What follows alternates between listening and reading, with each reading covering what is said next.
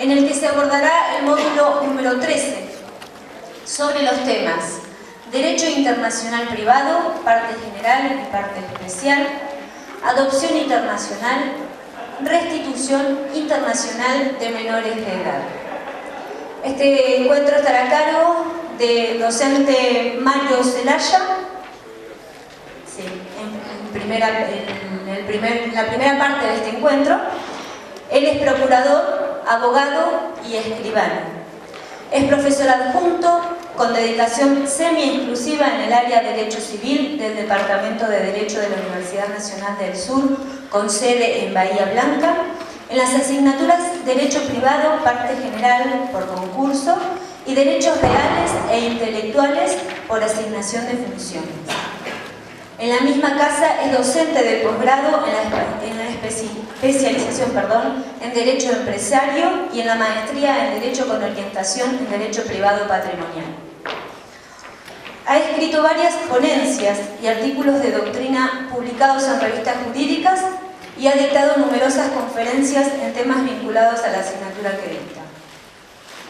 Es coautor de libros sobre temas de su especialidad y en relación a este curso participó como coautor en la obra Comentarios al proyecto del Código Civil y Comercial de la Nación 2012, bajo la dirección del doctor Julio César Rivera, en la obra Código Civil y Comercial de la Nación comentado, bajo la dirección del doctor Ricardo Lorenzetti, en la obra Comentarios al nuevo Código Civil y Comercial de la Nación, dirigido por el doctor Claudio Kipper, en la obra Código Civil y Comercial de la Nación comentado, dirigido por el doctor José María Curán, y en la obra Código Civil y Comercial comentado de Ediciones Infocus. Luego del corte, cuando finalice el doctor Zelaya, estará a cargo la segunda parte del profesor Marcelo Iñiguez, quien es abogado en ejercicio de la profesión, doctor en Ciencias Jurídicas y Sociales de la Universidad de Mendoza, profesor asociado regular de Derecho Internacional de la Facultad de Derecho y Ciencias Sociales de la Universidad Nacional del Comahue, profesor extraordinario de Contratos en la Universidad Católica de Salta, profesor de Derecho Internacional Privado de la Universidad Católica de Salta, autor de 4 libros: Derecho Judicial de Derecho Internacional Privado, Contratos de Prestaciones de Salud y Derechos Humanos, Curso de Derecho Internacional Privado y Derecho Internacional Privado en el Código Civil y Comercial. Además, coautor de 37 libros referidos a Derecho Privado e Internacional Privado. Integrante de su comisión redactora del anteproyecto de Código Civil y Comercial en el área de Derecho Internacional Privado. Muy bien, en esta primera parte entonces lo dejamos en manos del doctor Mario Zelaya. Bienvenido. Adelante. ¿Qué tal? Buenas tardes, ¿cómo andan ustedes? ¿Todo bien? Bueno, en realidad yo voy a hablar de esto, Internacional Privado, prescripción, caducidad, privilegios, derecho de retención. Bueno, la verdad, ¿cuánto hace que tenemos de vigencia del código? 3 meses, ¿no? Vamos a redondear 3 meses. No hay tiempo para hacer balances. Generalmente, aquel que pasó las reformas grandes, como por ejemplo la del 17.711, vieron, ninguno de nosotros, lógicamente, somos muy jóvenes, ¿no? Pero más o menos te dicen que Rivera, por ejemplo, yo lo escuché diciendo que el balance generalmente hay que hacerlo 10 años después, y me parece que, para ser justos con el Código Civil y Comercial, creo que también, lo que no quita que uno ya, en este momento, pasados 3 meses, no pueda decir qué es lo que le gusta, qué es lo que no le gusta, o cuáles son las posibles consecuencias que hoy cree que podrían llegar a venir a partir de determinadas redacciones. Y la verdad que a eso me quiero volcar yo esta tarde. Yo siempre digo que, por una cuestión ocasional, hoy estoy de este lado, pero es muy probable que más de las veces esté del otro. Entonces, más como me considero consumidor de cursos, más o menos ya sé lo que voy a buscar cuando voy a escuchar un curso. Y la verdad, lo último que yo quisiera hacer es una de esas comparaciones en abstracto acerca de cómo estaba antes y cómo está ahora. A mí, en todo caso, lo que me interesa, lógicamente no podemos evadir el tema de cómo estaba antes y cómo está ahora, pero en todo caso, lo que me interesa es detenerme en las consecuencias de tipo prácticas que podrían llegar a traer, si es que se la puede llamar así, este tema que voy a dar yo. Por esa razón, mi intención sería empezar directamente así rápido en el tema mío. Vamos a tratar de pasar una especie de tabla rasa en cuanto al lenguaje, ponernos de acuerdo, porque lógicamente son temas bastante sabidos por todos, pero en definitiva no vamos a tocar punto por punto, pero sí algunas cuestiones que a mí me parecen de relevancia. Para ponernos de acuerdo, he sabido existen dos tipos de prescripción, ¿sí? ¿Hasta ahí está bien? Prescripción liberatoria y prescripción adquisitiva, ¿de acuerdo? ¿Sí? Bueno, mire, yo, si me permiten, ya les hago un paréntesis. Cuando no existe la palabra usucapión, para nosotros que utilizamos generalmente cuando hablamos, es una palabra que proviene del derecho romano, pero no sé si ustedes sabían que no está presente en ninguna legislación la palabra usucapión. Si ustedes ven, por ejemplo, el Código Civil de Bellas Artes, la 1459, los códigos de procedimientos que legislan el tema, no te hablan de usucapión, te hablan de prescripción adquisitiva. Lógicamente el Código Civil y Comercial habla también de prescripción para adquirir, ¿sí? De todos modos, yo les cuento como anecdótico que vieron que suele pasar en esta redacción de estos códigos, que intervinieron muchísimas personas en la redacción. Generalmente el que redacta una parte no redactó la otra. Entonces el que redactó prescripción para adquirir siguió la tónica y habla de prescripción para adquirir. Sin embargo, ustedes van a ver que la persona que redactó derecho real de superficie dice directamente en el artículo 2119 que la superficie no puede ser adquirida por usucapión larga. Es la primera vez que ingresa la palabra usucapión en un texto legal. La verdad que no es nada relevante, ni mucho menos, pero por fin ahora tenemos los que hablamos, sobre todo los que escriben, tenemos algún asidero legal para decir que estamos hablando de algo que está legislado. Entonces dijimos dos tipos de prescripción, la adquisitiva y la liberatoria. Vamos a empezar primero como corresponde con los conceptos. A ver cómo anda ahí. Ahí está. Bueno, el Código de Bellas Artes también tenía un concepto de usucapión, de prescripción adquisitiva, ¿se acordaban de eso? Bueno, lo que hace el Código Civil y Comercial mejora un poquito el concepto de la prescripción adquisitiva o del concepto que daba Bellas Artes. ¿Por qué les digo que mejora? Miren, vamos a hacer una comparación. Este es el texto actual, ¿sí? Bueno, si no me mareo, ¿sí? La prescripción para adquirir es el modo por el cual el poseedor. Bueno, ¿saben qué decía Bellas Artes? La prescripción para adquirir no decía que es el modo, decía es el derecho. ¿Sí? La prescripción para adquirir es un derecho y está mal, porque la prescripción para adquirir, en definitiva, es uno de los modos de adquirir derechos reales. ¿Cuántos modos de adquirir derechos reales conocemos? Por ejemplo, ¿cuál es el más común? Si ¿cuál es lo que a uno se le viene a la cabeza? ¿Cómo se adquieren los derechos reales? Por título y modo, te dicen siempre así. ¿Vieron? ¿Es así? Bueno, pero por título y modo se adquieren determinados. Por ejemplo, se adquieren derechos reales por vía derivada y por actos entre vivos, por ejemplo. Pero a su vez los derechos reales pueden adquirirse también por causa de muerte, ¿o no? Muere un familiar y uno adquiere un derecho real, ¿es así? O también los derechos reales pueden adquirirse por la vía legal, ¿sí? Por ejemplo, yo estoy acá dando la clase de Neuquén. Yo tengo un terreno en Bahía Blanca, de donde soy en este momento, ¿sí? Y de repente, en este momento, sin que yo sepa nada, el vecino de al lado está levantando el muro divisorio, ¿sí? De acuerdo a la redacción actual del Código Civil y Comercial, desde el momento de la elevación del muro divisorio me convierto en condomino, ¿sí? Me convierto en condominio, me convierto en medianero, en un condominio titular de un condominio con división forzosa. Y estoy acá y ni me entero, es decir, que se podría tranquilamente adquirir un derecho real por vía legal, aún sin tener idea de que estoy adquiriendo un derecho real. Y por último, otra de las formas de adquirir derechos reales es la vía originaria. ¿Sí? ¿Está? Ustedes de la vía originaria conocen percepción de frutos, accesión, etc. Uno de los modos de adquisición de los derechos reales por vía originaria, ¿cuál es? La usucapión. Entonces, por ende, estaba mal el hablar, me voy a caer, la prescripción para adquirir es el modo. No, perdón, estaba mal decir es el derecho, es el modo de adquirir un derecho. Y esto tiene consecuencias jurídicas importantísimas, yo les pido por ahora que lo retengan. La prescripción para adquirir, ¿me escuchan? Es uno de los modos para adquirir el derecho. Es la prescripción para adquirir el modo para adquirir, no la sentencia. Es la usucapión el modo de adquirir un derecho real. ¿Está? Lo dejamos ahí, ahora volvemos sobre el tema.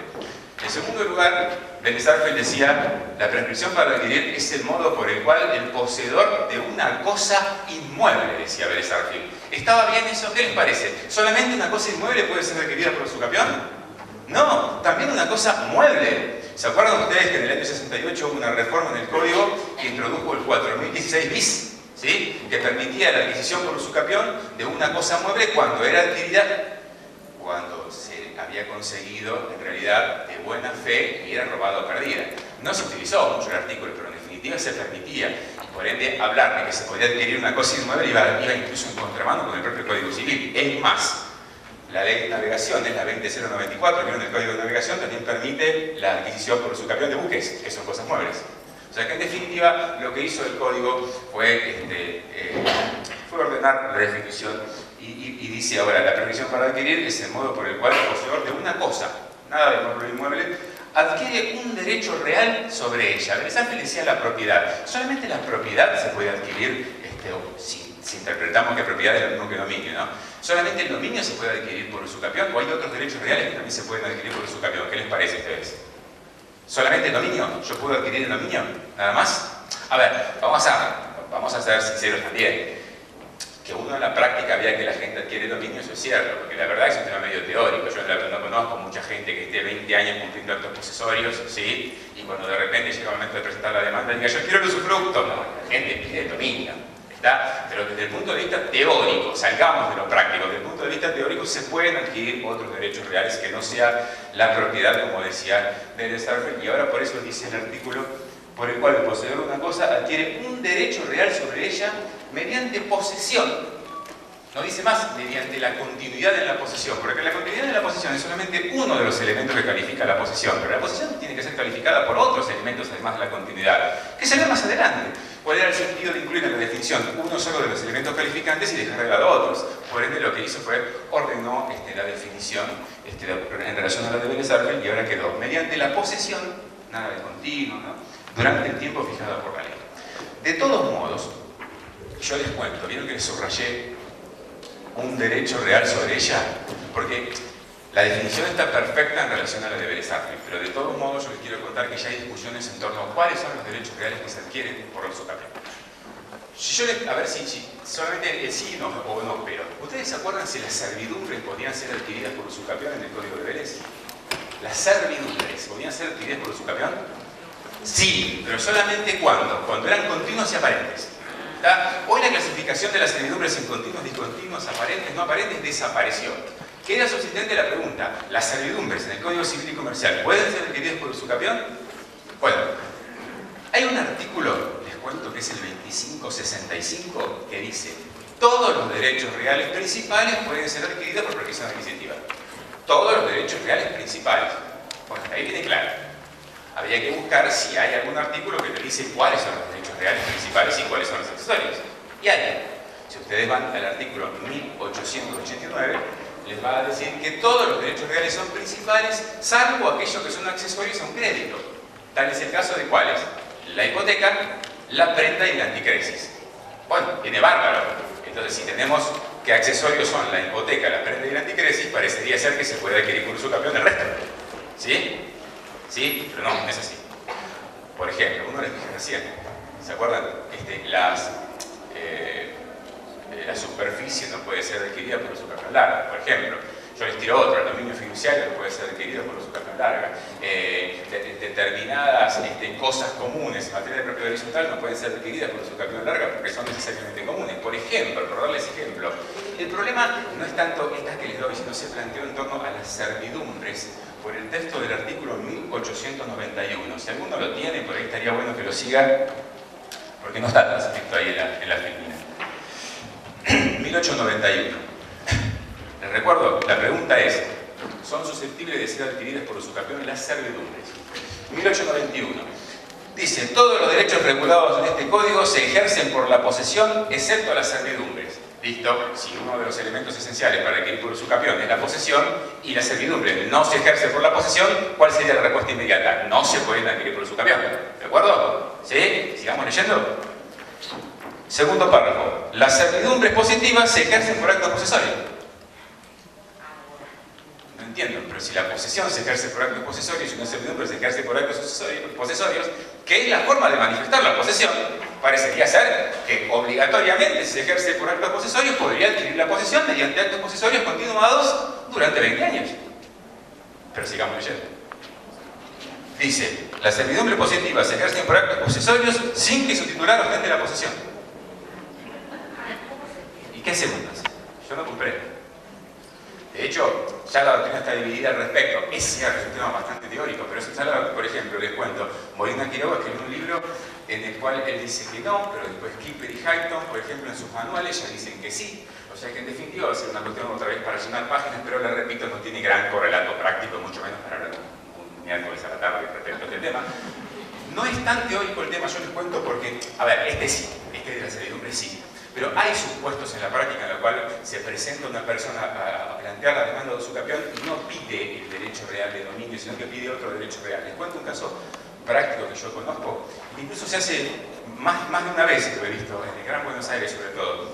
una familia grande, de esas familias de 20 personas, ingresan a una manzana y comienzan a ejercer actos posesorios por 20 años. ¿Sí? Se los subdividen, de hecho, le dan una parte a una familia, una subfamilia, perdónenme por la licencia, otra parte a otra parte de la familia, y así se dividen en 4 la manzana, por ejemplo.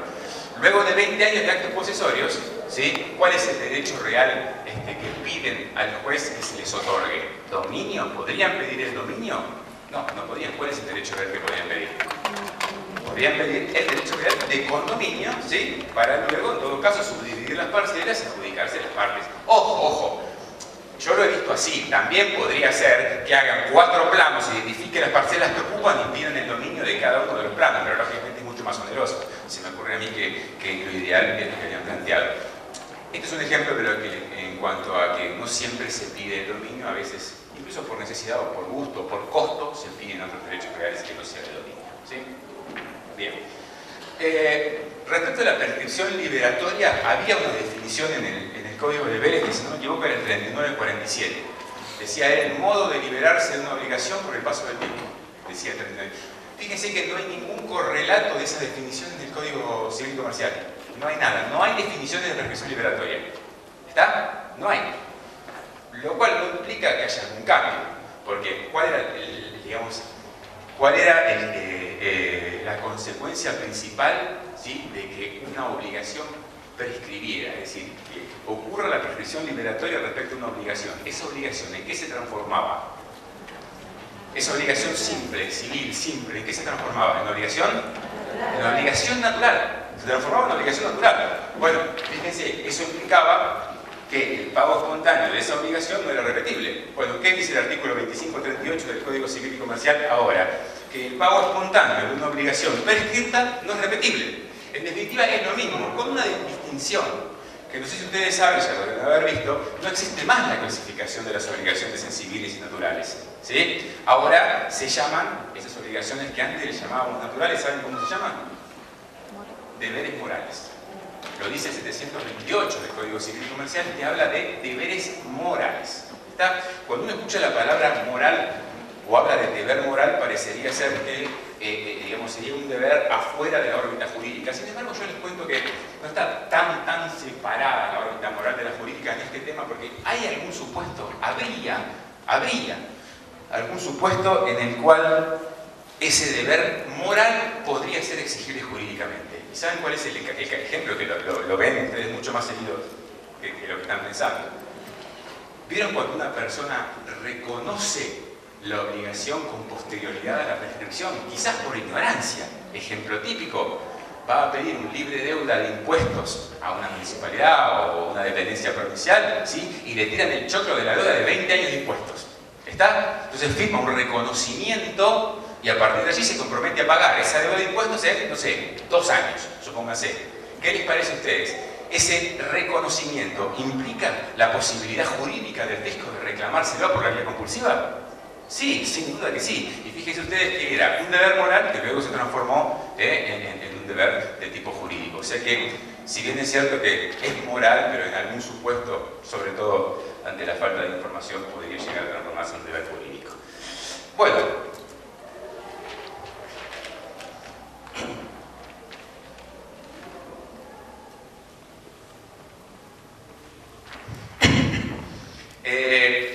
Vamos a los sujetos de la prescripción, es decir, quiénes pueden adquirir por prescripción y quiénes pueden solicitar la prescripción liberatoria. A ver, el primer caso, el primer punto estaba tratado por Vélez Arfield de la prescripción adquisitiva en el artículo 3950. El artículo 3950 del Código de Vélez Arfield decía muy sencillo que todo el que pueden adquirir puede prescribir. Todo es muy fácil para aprendérselo de memoria. Ahora la pregunta es, ¿estará bien esto? ¿Es así? ¿Todo lo que pueden adquirir pueden prescribir? ¿Qué les parece a ustedes? ¿Sí o no? No. ¿Les doy ejemplos? Miren, una persona por nacer puede adquirir, sí, pero a su vez puede ejercer la posesión como para prescribir. No, en absoluto. Esto desde el punto de vista de la incapacidad del ejercicio. Les doy un ejemplo de incapacidad de derecho, por ejemplo. A ver, el albacea puede adquirir los bienes de la testamentaría. No, tiene incapacidad de derecho, ¿sí? Sin embargo, ¿puede adquirirlas por prescripción adquisitiva, que es un modo de adquisición originario? Sí. Es decir, a lo que voy, es que ese artículo 3950 estaba buenísimo como principio general, estaba muy bueno. Todos los que pueden prescribir. En todo caso, la crítica que se le hacía es que no dejaba lugar a las excepciones, salvo excepciones legales, porque no se daba siempre ese artículo. Había posibilidades, había veces en las cuales ese artículo era dejado de lado. ¿Está?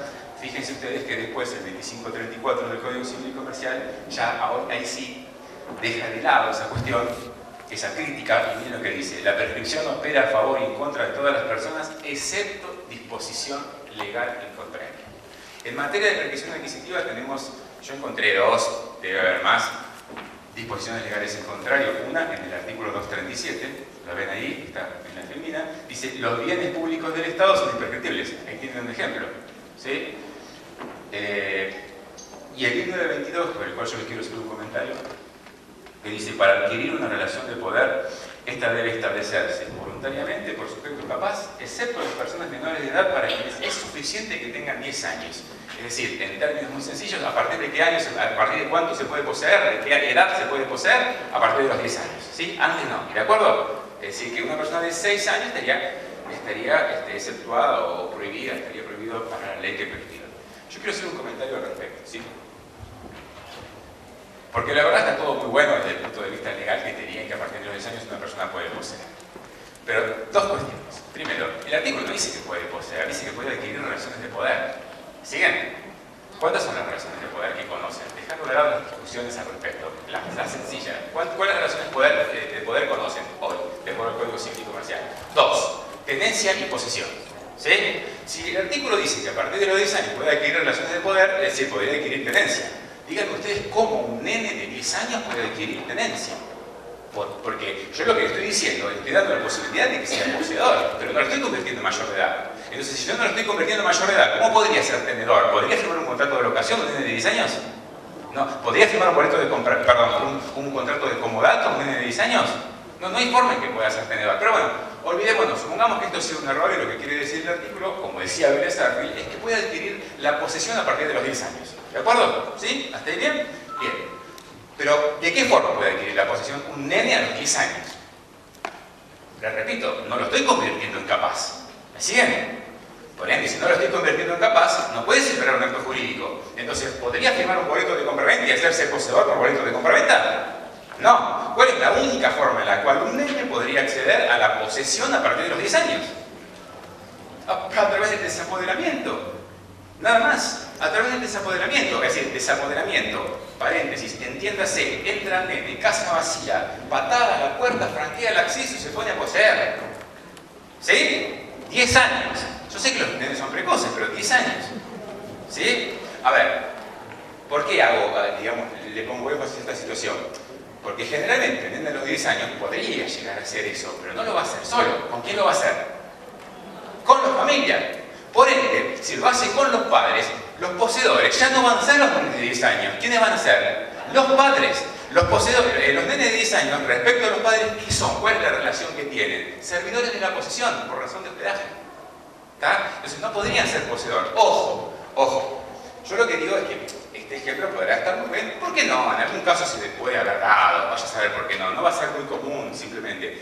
Lo que en todo caso sí es común, porque lo deben haber visto ustedes que se hacen sus reflexiones profesionales, es que una persona a los 30 años presente demanda diciendo que está poseyendo los 10. Eso es muy común, ¿sí? Porque como la ley te permite poseer desde los 10, a los 30 te dice cumplir los 20 años y te presenta la demanda. En ese caso estará la pericia del demandado que va a tener que buscar los modos precisamente de comprobar que ese chico cuando entró a la casa no entró solo pegando una patada a la puerta, sino que entró con la familia. Y si entró con la familia ya no lleva 20 años de posesión, lleva mucho menos. Por ejemplo, cuando se murieron los padres y quedó solo. ¿Está? Pero se podría dar, bueno, discúlpenme, pero tenía que hacer ese comentario al respecto, que todo muy bien con lo que dice la ley, pero lo vamos a interpretar en el contexto de nuestra realidad. En segundo lugar, desde el punto de vista de la prescripción liberatoria, Bella Starfield también estableció un principio general muy amplio, en el 3951, que decía: el Estado general, provincial, las personas jurídicas y los particulares pueden oponer la prescripción. Es decir, todo el mundo puede oponer la prescripción.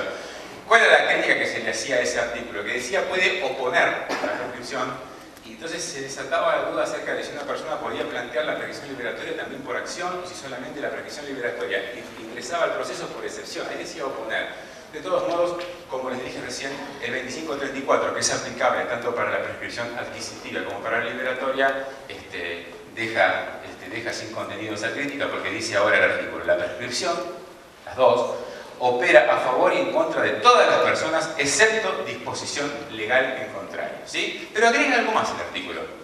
Dice: los acreedores y cualquier interesado, escuchen, los acreedores y cualquier interesado pueden oponer la prescripción aunque el obligado o propietario no le invoque o renuncie.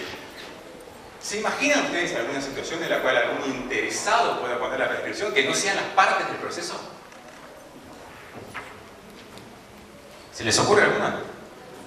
A ver, a mí la primera que se me viene a la cabeza es la del fiador, ¿no? ¿Sí? Puede ser un fiador interesado, quizás, para que luego no se le haga extensivo ese reclamo a él. La verdad es que son muy pocos los casos, pero hay. Yo conozco uno en el cual me tocó intervenir y por eso lo uso de ejemplo, porque lo vi plasmado en escrito. Una persona le vendió a otro un inmueble por boleto de compra-venta. ¿Sí? ¿Me siguen hasta ahí? Pero no le entregó la posesión, porque la posesión la tenía mi cliente. ¿Sí? Se me ocurre que el vendedor le dijo: quédate tranquilo, ya lo saco y después te entrego la posesión, y nunca lo sacó a mi cliente. ¿Sí? Pasaron los años, creo que 12 años pasaron desde que la vendió. Un día se enojó el comprador por boleto y ¿qué hizo? Le inició un juicio de escrituración al vendedor con una finalidad muy lógica. ¿Cuál es? Obtener el título para luego reivindicar contra mi cliente. ¿Sí? Pero cuando le inició la demanda de prescripción, de escrituración al vendedor por boleto, el vendedor por boleto lógicamente ni le importó presentarse en ese proceso, ni creo que ni contestó, pero el que le interesaba, ¿a quién era? A mi cliente, porque si se hacía del título, iba a poder reivindicar. ¿Está? Entonces, en ese caso me presenté yo con mi cliente a los efectos de poner la prescripción liberatoria, porque habían pasado los 10 años en ese entonces para el juicio de escrituración. ¿Sí? Entonces, ahí fíjense cómo habría un caso en el cual un tercero interesado, que era mi cliente, se presentó en un proceso entre dos partes, que eran vendedor y comprador, ¿sí? A los efectos de poner la prescripción, en este caso la prescripción liberatoria. En todo caso, podemos discutir después cómo presentarse en ese proceso, que es una cuestión netamente procesal, pero ahí habría otro ejemplo más en el cual una persona puede, sin ser parte del proceso, puede presentarse como tercero y oponer la prescripción liberatoria. Bien.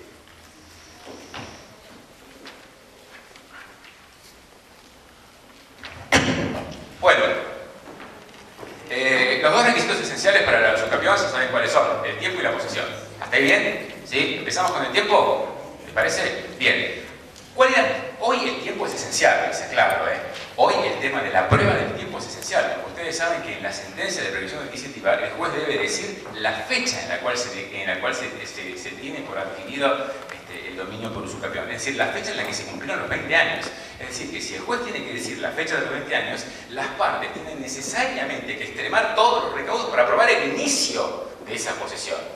El inicio de la posesión, que era también esencial en la época de Vélez Arfield. Por ende, si era tan esencial, uno se pone a pensar, a ver qué ayuda me daban para probar ese momento de inicio de la posesión. Bueno, nos encontramos en primer lugar en el Código de Vélez con el artículo 3961, ¿sí? Que dice: el cómputo del tiempo comienza a correr desde el día de la adquisición de la posesión.